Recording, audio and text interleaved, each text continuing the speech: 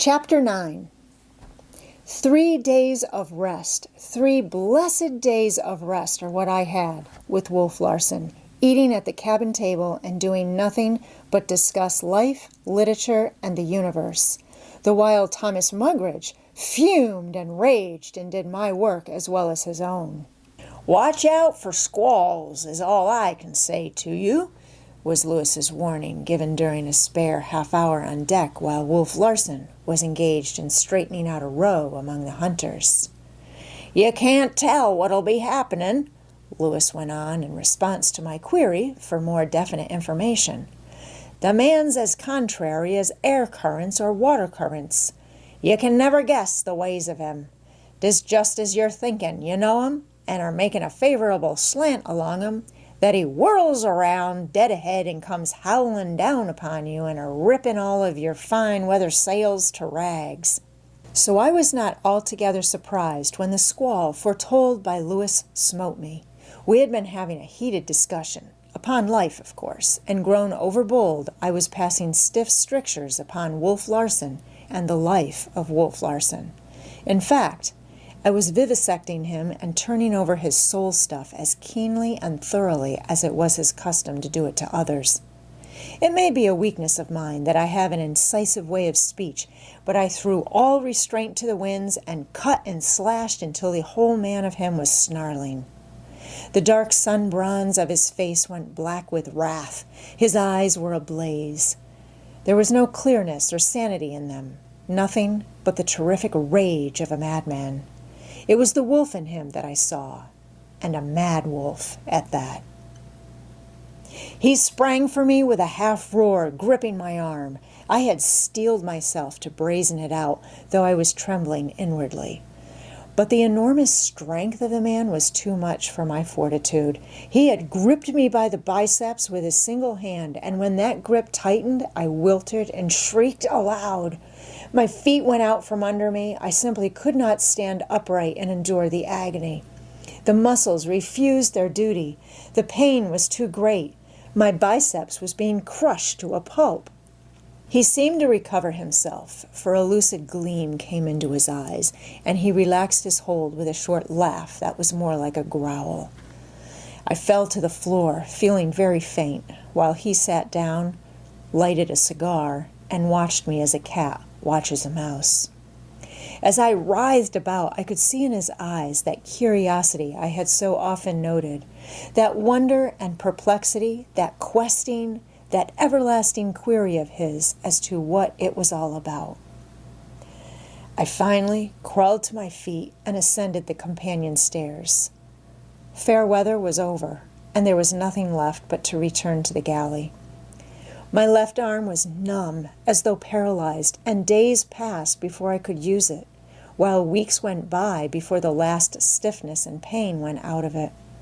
And he had done nothing but put his hand upon my arm and squeeze. There had been no wrenching or jerking. He had just closed his hand with a steady pressure. What he might have done, I did not fully realize till next day, when he put his head into the galley, and as a sign of renewed friendliness, asked me how my arm was getting on. "It might have been worse," he smiled. I was peeling potatoes. He picked one up from the pan. It was fair-sized, firm, and unpeeled. He closed his hand upon it, squeezed, and the potatoes squirted out between his fingers in mushy streams. The pulpy remnant he dropped back into the pan and turned away, and I had a sharp vision of how it might have fared with me had the monster put his real strength upon me. But the 3 days' rest was good in spite of it all, for it had given my knee the very chance it needed. It felt much better. The swelling had materially decreased, and the cap seemed descending into its proper place. Also, the 3 days' rest brought the trouble I had foreseen. It was plainly Thomas Mugridge's intention to make me pay for those 3 days. He treated me vilely, cursed me continually, and heaped his own work upon me. He even ventured to raise his fist to me, but I was becoming animal-like myself, and I snarled in his face so terribly that it must have frightened him back. It is no pleasant picture I can conjure up of myself Humphrey Van Weyden in that noisome ship's galley, crouched in a corner over my task, my face raised to the face of the creature about to strike me. My lips lifted and snarling like a dog's, my eyes gleaming with fear and helplessness, and the courage that comes of fear and helplessness. I do not like the picture. It reminds me too strongly of a rat in a trap. I do not care to think of it, but it was effective, for the threatened blow did not descend. Thomas Mugridge backed away, glaring as hatefully and viciously as I glared. A pair of beasts is what we were, penned together and showing our teeth. He was a coward, afraid to strike me because I had not quailed sufficiently in advance, so he chose a new way to intimidate me. There was only one galley knife that, as a knife, amounted to anything. This, through many years of service and wear, had acquired a long, lean blade. It was unusually cruel-looking, and at first I had shuddered every time I used it. The cook borrowed a stone from Johansen and proceeded to sharpen the knife. He did it with great ostentation, glancing significantly at me the while. He whetted it up and down all day long. Every odd moment he could find, he had the knife and stone out and was whetting away. The steel acquired a razor edge. He tried it with the ball of his thumb or across the nail. He shaved hairs from the back of his hand, glanced along the edge with microscopic acuteness, and found, or feigned that he found, always a slight inequality in its edge somewhere. Then he would put it on the stone again and wet, till I could have laughed aloud. It was so very ludicrous. It was also serious, for I learned that he was capable of using it, that under all his cowardice there was a courage of cowardice, like mine, that would impel him to do the very thing his whole nature protested against doing and was afraid of doing. "Cookie's sharpening his knife for Hump," was being whispered about among the sailors, and some of them twitted him about it. This he took in good part, and was really pleased, nodding his head with direful foreknowledge and mystery, until George Leach, the erstwhile cabin boy, ventured some rough pleasantry on the subject. Now, it happened that Leach was one of the sailors told off to douse Mugridge after his game of cards with the captain. Leach had evidently done his task with a thoroughness that Mugridge had not forgiven, for words followed and evil names involving smirched ancestries. Mugridge menaced with a knife he was sharpening for me. Leach laughed and hurled more of his Telegraph Hill Billingsgate, and before either he or I knew what had happened, his right arm had been ripped open from elbow to wrist by a quick slash of the knife. The cook backed away, a fiendish expression on his face, the knife held before him in a position of defense. But Leach took it quite calmly, though blood was spouting upon the deck as generously as water from a fountain. "I'm going to get you, Cookie," he said, "and I'll get you hard, and I won't be in no hurry about it. You'll be without that knife when I come for you." So saying, he turned and walked quietly forward. Mugridge's face was livid with fear at what he had done and at what he might expect sooner or later from the man he had stabbed. But his demeanor toward me was more ferocious than ever. In spite of his fear at the reckoning he must expect to pay for what he had done, he could see that it had been an object lesson to me, and he became more domineering and exultant. Also, there was a lust in him, akin to madness, which had come with sight of the blood he had drawn. He was beginning to see red in whatever direction he looked. The psychology of it is sadly tangled, and yet I could read the workings of his mind as clearly as though it were a printed book. Several days went by, the ghost still foaming down the trades, and I could swear I saw madness growing in Thomas Mugridge's eyes. And I confess that I became afraid, very much afraid. Wet. It went all day long. The look in his eyes as he felt the keen edge and glared at me was positively carnivorous. I was afraid to turn my shoulder to him, and when I left the galley, I went out backwards, to the amusement of the sailors and hunters who made a point of gathering in groups to witness my exit. The strain was too great. I sometimes thought my mind would give way under it, a meat thing on this ship of madmen and brutes. Every hour, every minute of my existence was in jeopardy. I was a human soul in distress, and yet no soul, fore or aft, betrayed sufficient sympathy to come to my aid. At times I thought of throwing myself on the mercy of Wolf Larson, but the vision of the mocking devil in his eyes that questioned life and sneered at it would come strong upon me and compel me to refrain.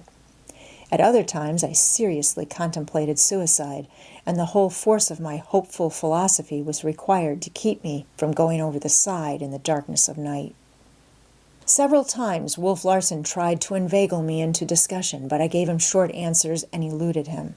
Finally, he commanded me to resume my seat at the cabin table for a time and let the cook do my work. Then I spoke frankly, telling him what I was enduring from Thomas Mugridge because of the 3 days of favoritism which had been shown me. Wolf Larson regarded me with smiling eyes. "So you're afraid, eh?" he sneered. "Yes," I said defiantly and honestly, "I am afraid." "That's the way with you fellows," he cried, half angrily, "sentimentalizing about your immortal souls and afraid to die. At sight of a sharp knife and a cowardly cockney, the clinging of life to life overcomes all your fond foolishness. Why, my dear fellow, you will live forever. You are a god, and God cannot be killed. Cookie cannot hurt you. You are sure of your resurrection. What's there to be afraid of?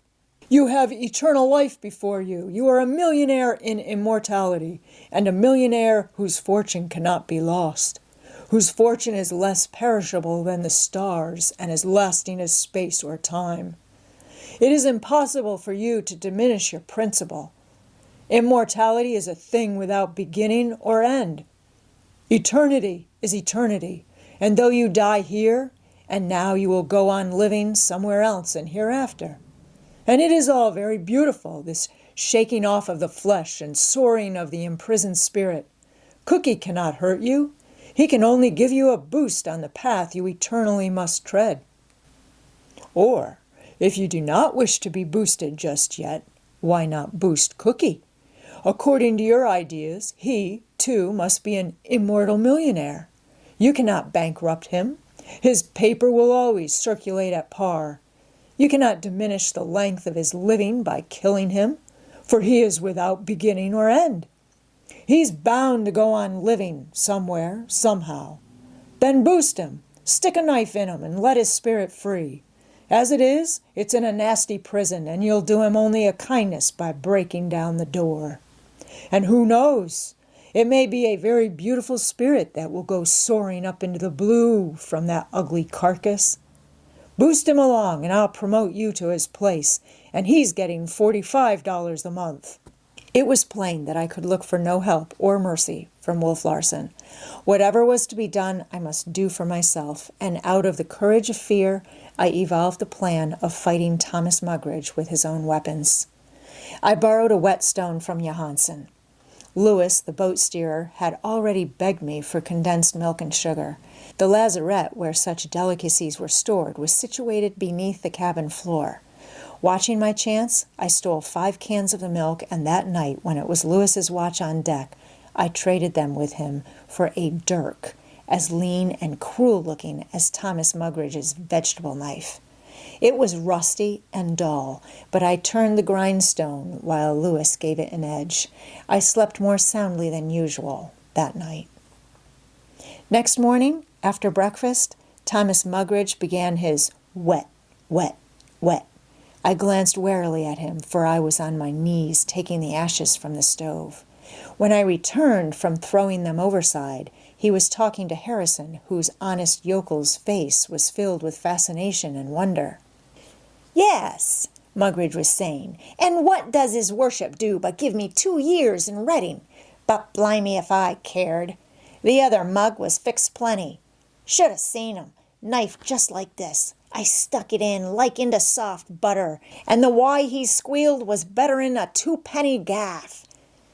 He shot a glance in my direction to see if I was taking it in, and went on. I didn't mean it, Tommy, he was sniffling. So help me God, I didn't mean it. I'll fix your bloody well right, I says, and kept right after him. I cut him in ribbons, that's what I did, and he a-squealing all the time. Once he got his hand on the knife and tried to hold it. Had his fingers around it, but I pulled it through, cutting to the bone. Oh, he was a sight, I can tell you. A call from the mate interrupted the gory narrative, and Harrison went aft. Mugridge sat down on the raised threshold to the galley and went on with his knife sharpening. I put the shovel away and calmly sat down on the coal box facing him. He favored me with a vicious stare. Still calmly, though my heart was going pit-a-pat, I pulled out Lewis's dirk and began to wet it on the stone. I had looked for almost any sort of explosion on the Cockney's part, but to my surprise he did not appear aware of what I was doing. He went on wetting his knife. So did I. And for 2 hours we sat there, face to face, wet, wet, wet, till the news of it spread abroad, and half the ship's company was crowding the galley doors to see the sight. Encouragement and advice were freely tendered, and Jock Horner, the quiet, soft-spoken hunter who looked as though he would not harm a mouse, advised me to leave the ribs alone and to thrust upward for the abdomen, at the same time giving what he called the Spanish twist to the blade. Leach, his bandaged arm prominently to the fore, begged me to leave a few remnants of the cook for him, and Wolf Larson paused once or twice at the break of the poop to glance curiously at what must have been to him a stirring and crawling of the yeasty thing he knew as life. And I make free to say that for the time being life assumed the same sordid values to me.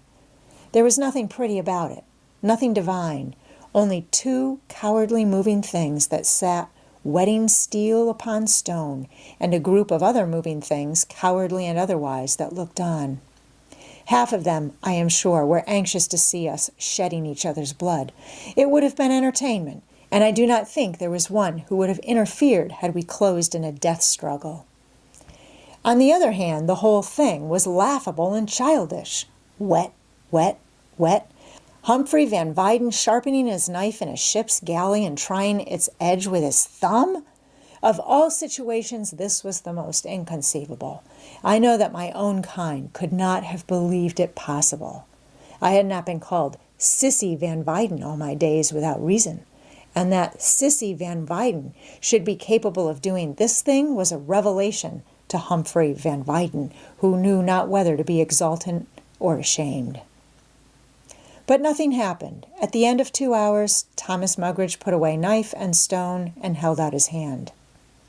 What's the good of making a holy show of ourselves for them mugs, he demanded. They don't love us, and bloody well glad they'd be a-seeing us cutting our throats.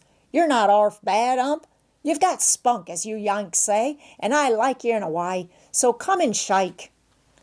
Coward that I might be, I was less a coward than he. It was a distinct victory I had gained, and I refused to forego any of it by shaking his detestable hand. All right, he said pridelessly. Take it or leave it. I'll like you none the less for it. And to save his face, he turned fiercely upon the onlookers. Get out of my galley doors, you bloomin' swabs! This command was reinforced by a steaming kettle of water, and at sight of it the sailors scrambled out of the way. This was a sort of victory for Thomas Mugridge, and enabled him to accept more gracefully the defeat I had given him, though, of course, he was too discreet to attempt to drive the hunters away. I see Cookie's finish, I heard Smoke say to Horner. You bet, was the reply. Hump runs the galley from now on, and Cookie pulls in his horns. Mugridge heard and shot a swift glance at me, but I gave no sign that the conversation had reached me. I had not thought my victory was so far-reaching and complete, but I resolved to let go nothing I had gained. As the days went by, Smoke's prophecy was verified. The Cockney became more humble and slavish to me than even to Wolf Larson. I mistered him and sirred him no longer, washed no more greasy pots, and peeled no more potatoes. I did my own work, and my own work only, and when and in what fashion I saw fit. Also, I carried the dirk in a sheath at my hip, sailor fashion, and maintained toward Thomas Mugridge a constant attitude which was composed of equal parts of domineering, insult, and contempt.